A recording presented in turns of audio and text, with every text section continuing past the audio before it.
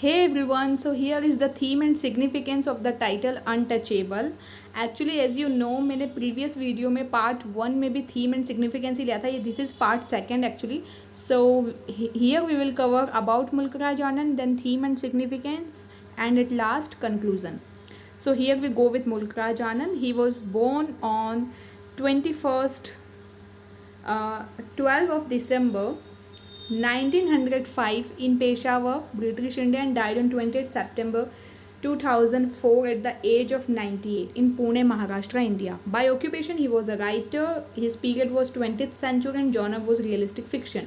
His notable works are Kulli and Untouchable, as we are studying Untouchable, and notable awards are Sahitya Akademi Award, which he got in 1971, Padma Bhushan he got in 1967, and International Peace Prize he got in 1953. So here is one quote by him, actually not by him but by the novel from the novel Untouchable.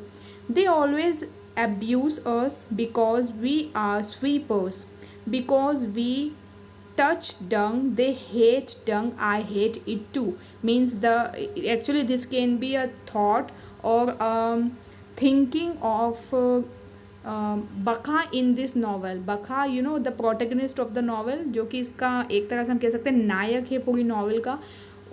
उसका ये thought हो सकता है कि they think, they means who, here means they means Britishers. Okay, तो Britishers को ऐसा लगता है कि they we are sweepers, so we are dirt.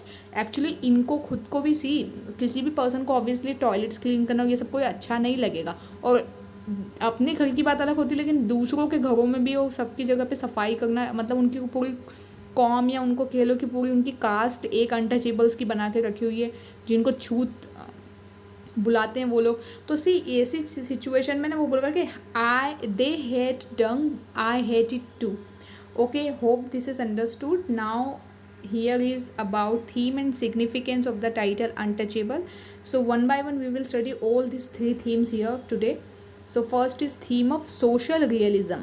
Okay, actual में क्या है देखिए. social realism, Anand is an exotic about his principles and ideology. He is very pragmatic and realistic in his approach to the problem of untouchability.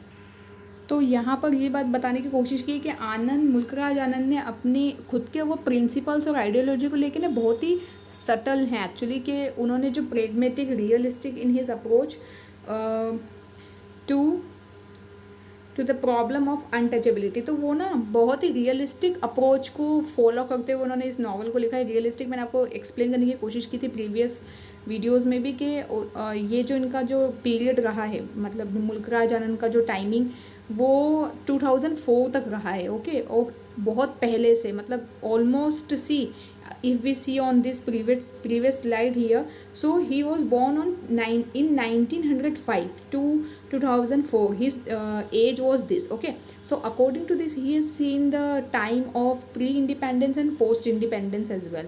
तो यहाँ पर उन्होंने इसलिए उस समय की जो अनटचेबिलिटी की रियलिटीज वाली जो प्रॉब्लम थी ना, एक्चुअल वाली जो प्रॉब्लम थी, रियलिस्टिक अप्रोच, वो उन्होंने फॉलो करते हुए यहाँ पे एक एक बात एक्चुअली बताइए कि क्या होता था.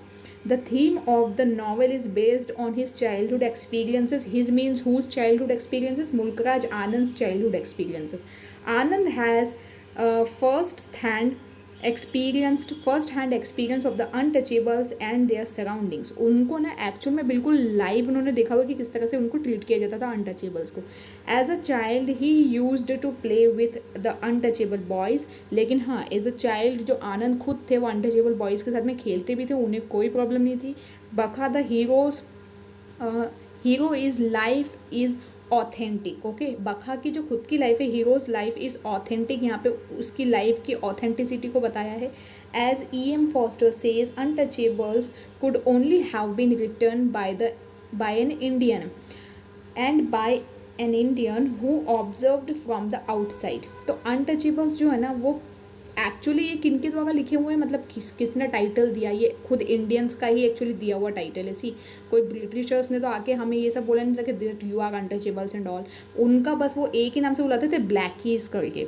क्योंकि ना ब्लैकी इन द सेंस कि हम लोगों का थोड़ा सा जो कलर था ना वो उन लोगों के कंपैरिजन में बहुत ब्लैक, और ये कह लो कि सांवले उसमें जाता था.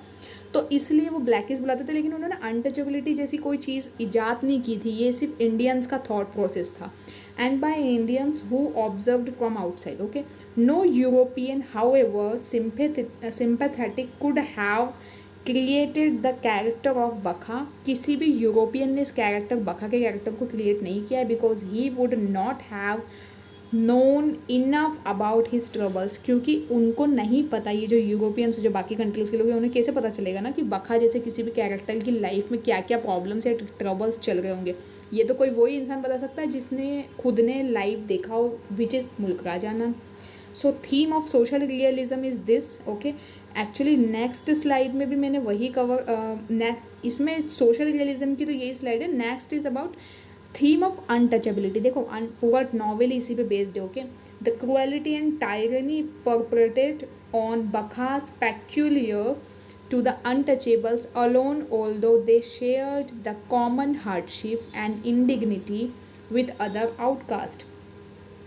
ये जो क्रुएलिटी और टायरनी होता है, जैसे आतंक फैला के रखा हुआ था ना इन लोगों ने. एक्चुअली इंडियंस भी कोई किसी से कम नहीं थे. पहले तो ब्रिटिशर्स का झेलना होता था, उसके अलावा फिर इंडियंस ने अपने आप में जो इतनी कास्ट हायरार्की बना के रखी थी और जो भी प्रॉब्लम्स, उसे भी फेस करना होता था. तो यहाँ पर ये बताया है कि जो बखा है वो किस तरह से अलोन, अनटचेबल्स अलोन, ऑल्दो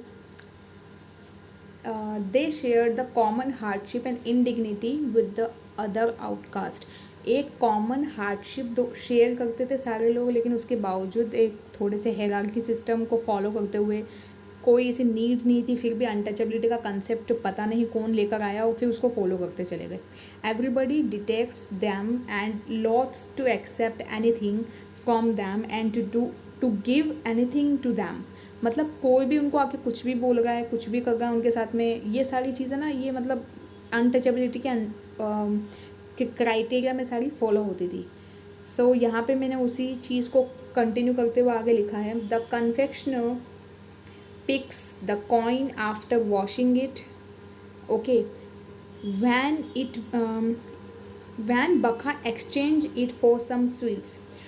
इस नॉवेल में ना एक थोड़ा सा सीन बताया है स्वीट्स को लेके कि बखा ना स्वीट्स लेने जाता है. ओके, अब जो कन्फेक्शनर है, जो भी वो शॉपकीपर है, वो उसका जो कॉइन रहता है ना, उसको धोने के बाद अपने पास रखता है, क्योंकि बखा जो है वो तो आउटकास्ट है.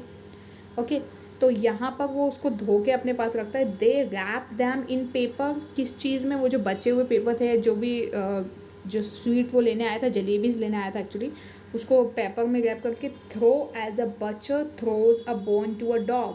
सी, कितनी बड़ी बात बोल दी कि एक जो बचर होता है वो किसी डॉग के ऊपर जो बोन फेंकता है, बोन फेंकना उसको खाने के लिए देना, ऐसा फेंकते हुए बिल्कुल उस तरह से ट्रीट किया है यहाँ पे बखा को उस कन्फेक्शनर ने. They are not entitled to relish fresh and good food, so they subsist on leavings of food and stale food. Stale, बासी खाना उनको दिया जाता था, ऑफर किया जाता था. गुड फूड उनको फ्रेश या relish fresh and good food मिल पाए, इसके वो लायक उनको नहीं समझते थे अनटचेबल्स को. बखा को भी ऐसा नहीं समझा गया. तो स्टेल फूड, सड़ा हुआ खाना जो पुराना बचा था, वो दिया गया उसको. Considered sumptuous enough for the untouchables. They are denied entrance to temple even though they are Hindus. वो खुद हिंदू, बखा भी हिंदू ही था, लेकिन उसको फिर भी एंट्रेंस, टेम्पल में एंट्रेंस की कोई परमिशन नहीं थी, टेम्पल में वो एंटर नहीं कर सकता. They believe that the untouchable could defile gods and goddesses and even the premises of the temple. उनको ऐसा लगता है कि जो डिफाइल कर देंगे उनकी जो ये जो गॉड एंड गॉडेसेस होते हैं ना टेम्पल के अंदर, और इनके जो प्रीमाइसेस हैं, टेम्पल की जो इतनी बड़ी जो प्रॉपर्टी, या ये कह लो कि जो पूरा बिल्डिंग है या जो भी बना हुआ मंदिर है, उसको अपवित्र कर देंगे, डिफाइल कर देंगे. जो goddess and God and goddesses हैं उनको डिफाइल कर देंगे. तो इस तरह का थॉट प्रोसेस था. दैट्स वाई वो उनको अलाउ नहीं करते थे मंदिर में आना भी.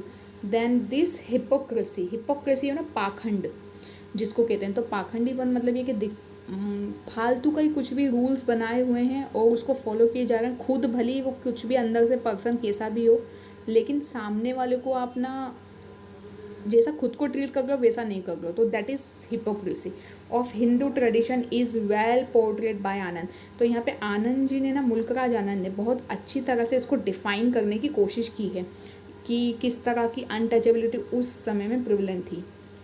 Now here is one quote, get off the steps scavenger off with you. You have defiled our temple. Now we will have to pay for the purificatory ceremony.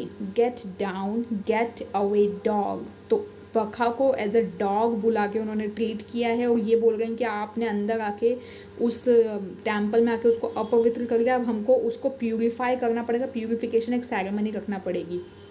किस तरह का थॉट प्रोसेस था see. Then next is the vicious circle. Thousands years of slavery has left an irrevocable marks upon the life and psyche of the untouchables. Untouchables के दिमाग पे ना, psyche उनके मनोचित पे, या ये कह लो कि उनके दिमाग पे या उनके मन में एक ऐसा ना बिल्कुल इररिवोकेबल मार्क छोड़ दिया कि कभी भी नहीं मिटने वाला एक दिमाग में पॉइंट कि हम अनटचेबल्स हैं। क्योंकि कोई भी इंसान अगर बार बार एक एक जैसी चीज़ सफ़र करता है ना, तो वो उसको रियलिटी मानने लगता है कि अरे मैं तो बहुत ही लो कास्ट हूँ, या ये कह लो कि उनमें इन्फीरियर कॉम्प्लेक्स, जिसको हम आज के समय में समझें अगर और ईजी वे में, इन्फीरियर कॉम्प्लेक्स आ गया था उनके अंदर, ये जो अनटचेबल्स थे। Weakness corrupts and absolute weakness corrupts absolutely. जो वीकनेस होती है ना, वो हमें खुद भी करप्ट कर देती। करप्ट इन द सेंस, यहाँ पर करप्ट इन द सेंस ऐसा नहीं कि पैसों के मामले में करप्शन, बट यस कि हम खुद भी उन चीज़ों को एक्चुअल मानने लगते हैं। इसलिए कहते हैं ना कि कभी भी अपना मोरल डाउन नहीं करना चाहिए, क्योंकि कोई भी इंसान आपको कुछ भी आके बोलेगा तो उस बात को एक्सेप्ट कर लेना कि अरे यार इसने सही बोला है, मैं तो ऐसी हूँ या ऐसा ही हूँ, ये वाली चीज़ें गलत हैं।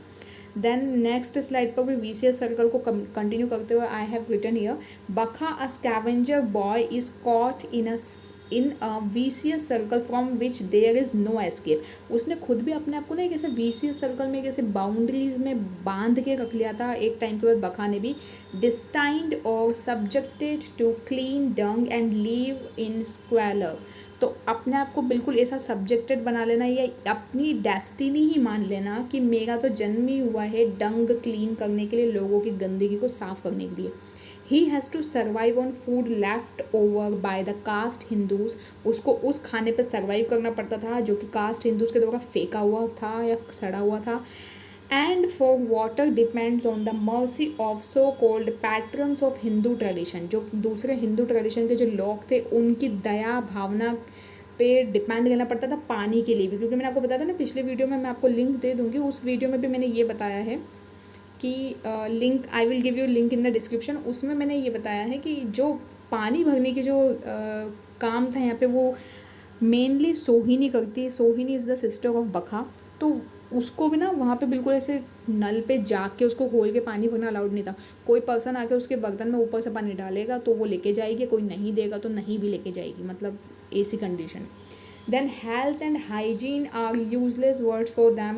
Neat and clean life is still a distant dream for them. The fact that they are untouchable seems to be the only reason to perpetuate the ostracism, and their sufferings merge with eternity. इनकी suffering जो है ना, उसका कोई and he नहीं दिखाई देता है। ओके, एटर्निटी के साथ में मर्ज होती हुई दिखाई देती है कि पता नहीं कब इनकी सफरिंग का एंड होगा। अनटचेबल्स का ये यहाँ पे सीन था पूरे इस नॉवेल में। So thank you for now and I hope that you like this video, and I will give you the description in the description the links of the previous videos. जैसे theme जो मैंने पहले video में भी बनाया हुआ है, this is second part, and I will tell you about the next part also when I am going to make video on that. So thank you for now and bye to all.